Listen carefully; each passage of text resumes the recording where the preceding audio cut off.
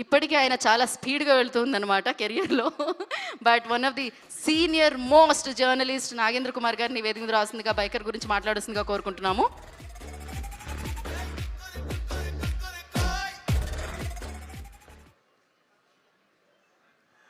Good evening all of you. Biker పర్వాలేదు, cinema ఒక average రేంజ్లో. సెకండ్ హాఫ్లో కొన్ని ఓకే, కొంత ల్యాగ్ ఉంది ఫిల్మ్లో. అక్కడక్కడ బిట్లు బాగున్నాయి, పర్వాలేదు. చాలా ఇమోషనల్ ఎపిసోడ్ అనుకున్న ముందంతా విపరీతమైన ల్యాగ్ సినిమా. అండ్ అయితే హీరో కష్టపడ్డాడు బాగా, అంతవరకు ఓకే.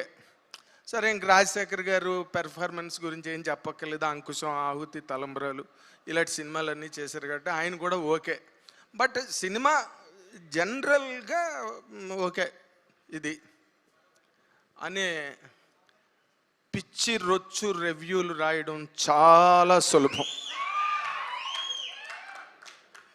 ఎంత సులభం అంటే ఏముంది, చేతికి ఎముక లేదన్నట్టుగా, అంటే దానం చేసేవాళ్ళని అంటారు చేతికి ఎముక లేదని.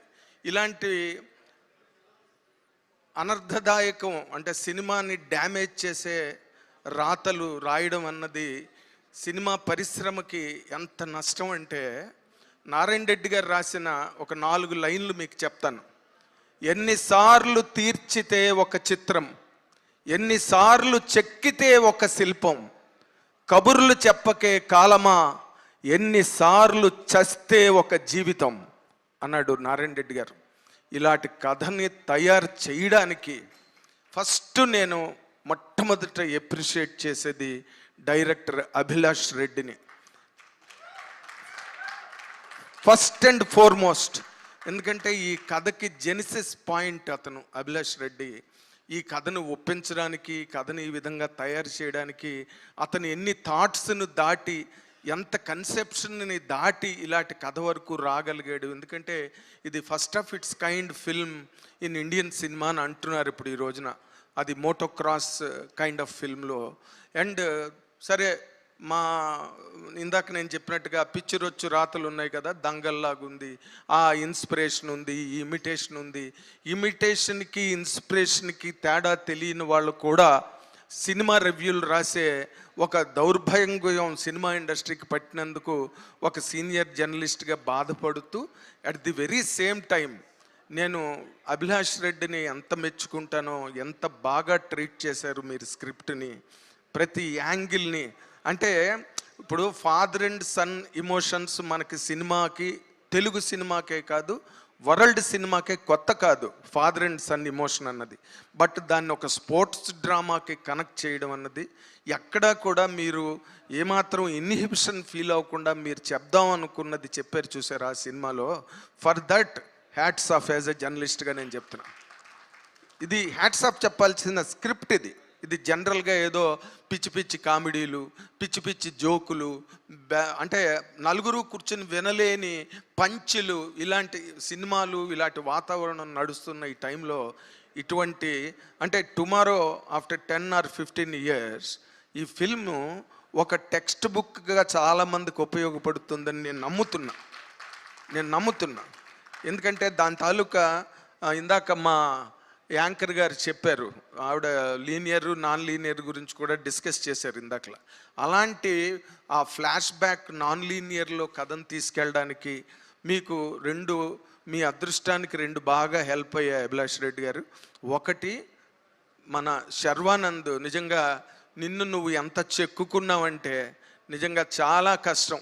ఎందుకంటే you have to prove yourself, no other go, గత్యంతరం లేదు, beggars have no choice before audience. అర్థమైందా?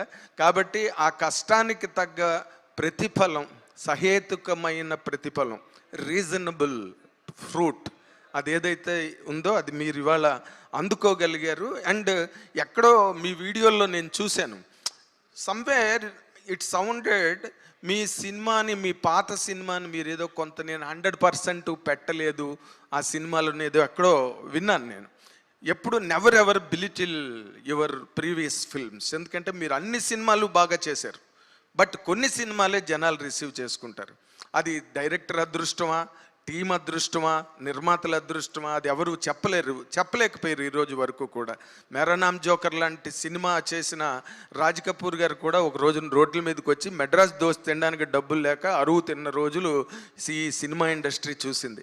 కాబట్టి మీరు అన్ని సినిమాలకి మంచి ఎఫర్ట్ పెట్టారు. కాకపోతే మీకు టైలర్ మేడ్ క్యారెక్టరు ఈ రోజున ఈ జంజీ అన్నది ఏదైతే ఉందో దానికే షాక్ ఇచ్చారు మీరు. ఎందుకంటే ఎలా ఉండాలి అన్నదాన్ని మీరు రిలీజ్ చేసిన వీడియోలో మీరు ఎంత కష్టపడ్డారు, తలకిందులుగా ఎలా తపస్సు చేశారు ఈ క్యారెక్టర్ని పండించడానికి. ఫ్యాంటాస్టిక్. ఒక్కొక్క సీను రియల్గా ఒక actor becoming a character is always a difficult process, and at the very same time it is a championship also. దానికి ఛాంపియన్షిప్ కావాలి ఒక క్యారెక్టర్గా యాక్టర్ మారిపోవాలంటే. దానికి హాలీవుడ్లో అయితే 2 ఏళ్ళు 3 ఏళ్ళు ఆ క్యారెక్టర్లా తిరుగుతూ ఉంటారు బజార్లో. అలా కాకుండా మీరు ప్రైవేట్గా మీరు చేసిన కసరత్తు అవన్నీ కూడా you're a very good actor. కాకపోతే ఆ ఎమోషన్స్ని, ఆ బ్లెండ్ని కరెక్ట్గా బ్యాలెన్స్ చేయగలిగిన డైరెక్టర్ మీకు దొరకడం అన్నది మీ అదృష్టం ఈ రోజున. So you must be very grateful to the director 100%. ఇంక నేను రాజశేఖర్ గారి గురించి ఏ మాట నేను చెప్పినా ఆయన స్థాయిని తగ్గించిన వాడిని అవుతాను. ఎందుకంటే ఎన్నిసార్లు ప్రూవ్ చేసుకుంటారు ఆయన యాక్టర్గా, ఎన్నిసార్లు ఆహుతి, అంకుశం, తలంబరాలు ఒక సినిమా కాదు.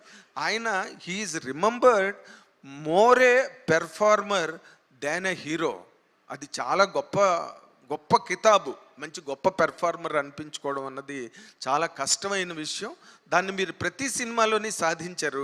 అది మీరు ఇప్పటి వరకు మీరు ఏదైతే అచీవ్ చేశారో ఒక పెర్ఫార్మర్గా, అదంతా ఈ రోజున ఈ క్యారెక్టర్కి చాలా గొప్పగా హెల్ప్ అయిందండి. లేకపోతే నేను ఇంకొకరిని ఆ క్యారెక్టర్లో నేను ఊహించుకోలేను. అండ్ నా అవస్థే డైరెక్టర్ కూడా పడి ఉంటాడు, ఇంకెవరిని ఊహించుకోలేక ఆఖరిని మిమ్మల్ని ఆశ్రయించాడని నేను అనుకుంటున్నా. ఎందుకంటే అంత గొప్పగా లేకపోతే వెంటనే బొంబాయి టికెట్ కొనుక్కుని బొంబాయి వెళ్ళిపోయి ఎవడో తెలుగు రాడిని తీసుకొచ్చేసి డబ్బింగ్లు చెప్పించకుండా is very very wise enough to choose you for that character. ఇన్ని రకాలుగా సక్సెస్ అయ్యి డైరెక్టర్ అంత సక్సెస్ సాధించినప్పుడు ప్రతి క్యారెక్టరు సినిమాలో సక్సెస్ అయి తీరుతుంది. అండ్ ప్రతి యాక్టర్కి మంచి పేరు వస్తుంది. ప్రతి వాళ్ళు అంటే ఎంత తిడదామనుకుని చెయ్యి దురద నోటి దురద ఉన్న వాళ్ళు కూడా ఎక్కడో మీరు పడ్డ కష్టాన్ని మాత్రం కించపరచలేకపోయారు. ఆ మేరకు మీరు వాళ్ళని కూడా పడుకోబెట్టేశారు. ఏది ఫిజికల్గా అంత కష్టపడ్డారు కాబట్టే చిరంజీవి గారు ఈ రోజున అంత ఉన్నత శిఖరాలకి ఎదగగలిగారు. ఆయన ఎన్నిసార్లు ఆయనకి ముణుకులు బద్దలైపోయి, ఎన్నిసార్లు ఆయనకి వేళ్ళు చీరుకుపోయాయి, ఎన్నిసార్లు ఆయన బంగీ జంప్ చేసినప్పుడు ప్రాణాలకి తెగించి అభిమానుల కోసం చేశారే, అలాంటివన్నీ మీకు ఆదర్శప్రాయమైన పాఠాలు కాబట్టే ఈరోజు మీరు అంత కష్టపడి చేయగలిగారు. బైకర్కి ఈ రోజున నేను మళ్ళీ ఇంకొకసారి అంటాను, రాబోయే రోజుల్లో this will be a text book for many new directors. తిరగలేదు.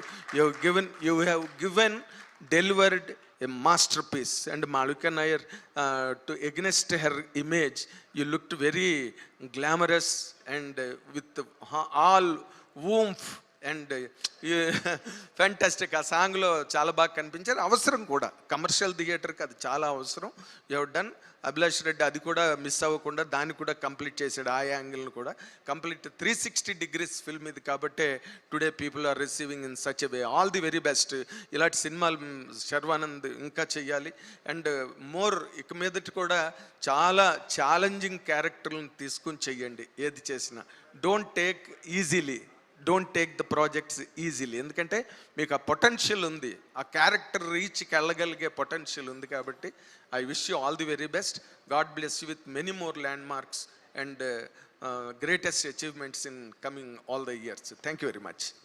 థ్యాంక్ యూ నాగేంద్ర కుమార్ గారు. Thank you. ఒక నిమిషం ఆగండి. I want to give you a big hug. మీరు ఎలా వచ్చారు? Thank you అండి. This means a lot. ఎందుకంటే సార్ చెప్పినట్టు ఇది ఓకే, అది ఓకే అని చెప్పడం చాలా ఈజీ. బట్ ఒక సీనియర్ జర్నలిస్ట్గా, ఎందుకంటే మేము మాట్లాడితే తప్పుగా వెళ్తుంది, బట్ ఆయన నోట్లో నుంచి వచ్చింది. అండ్ నిజంగా మేము 2 ఏళ్ళు కష్టపడి సినిమా తీసినప్పుడు ఆయన చెప్తుంటే నాకే ఎమోషనల్గా ఫీల్ అయ్యా. బికాజ్ 2 ఏళ్ళు కష్టపడి తీసి ఇలాంటి చిన్న చిన్నవి ఉండొచ్చో ఉన్నాయో లేవో నాకు తెలియదు కానీ we made the best film and thanks for supporting sir. It means a lot. So I just fell like hugging you. Thank you. One more hug అడిగారా మీరు ఇప్పుడు ఫోటో కోసం? నాగేంద్ర కుమార్ గారు, థ్యాంక్ యూ సో మచ్.